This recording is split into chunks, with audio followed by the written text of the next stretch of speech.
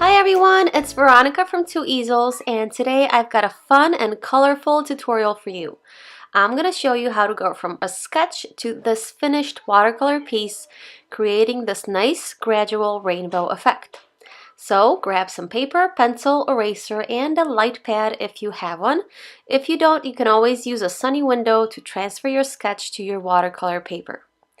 As we all know, watercolor paper can get pretty expensive, so to avoid wasting any unnecessary money, I always use a light pad for transferring my sketches to my final watercolor paper.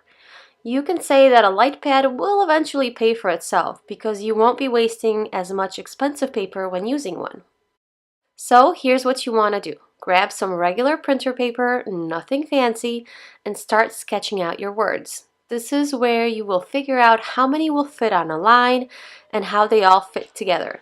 You don't want to have too much white space in between lines of text or words or too little space. It's got to have a nice balance.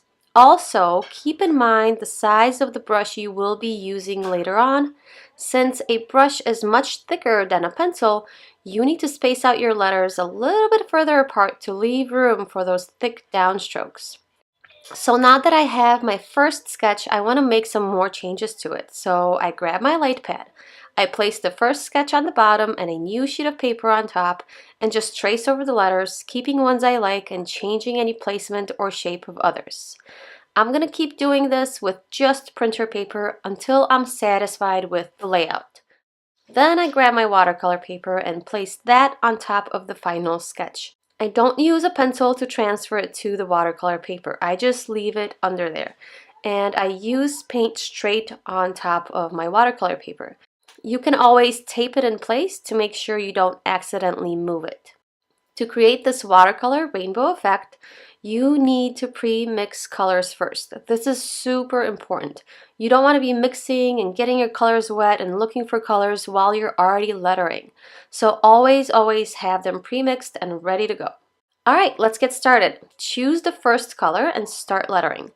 And depending on how many colors you'll be using and how many words you have, you might do this a little bit differently.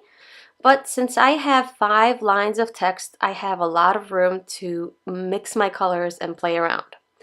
I will do this whole word, the word the, first with just one color, and then slowly transitioning to the next. I do this by adding the second color, green in this example, to my yellow.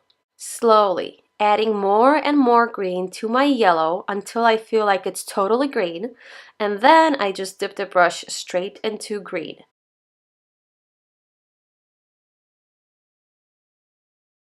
After a few letters of pure green, I slowly add the blue to the green, which will gradually create a teal color.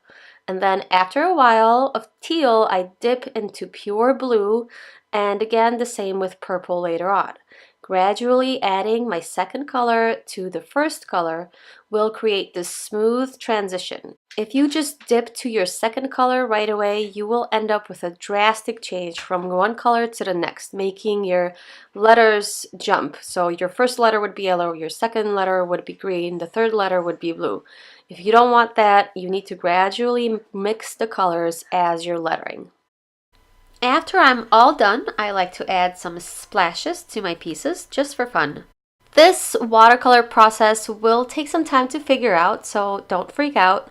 I also always do a test run like this one right here that I didn't show in the video, just to see how far I can get with each color before I have to mix in the next one. So it's always a good idea to do a little sketch beforehand. And this is all done. I hope you enjoyed today's quick tutorial, and if you'd like to see more tutorials and some free worksheets, visit my website. It's linked in the video description below.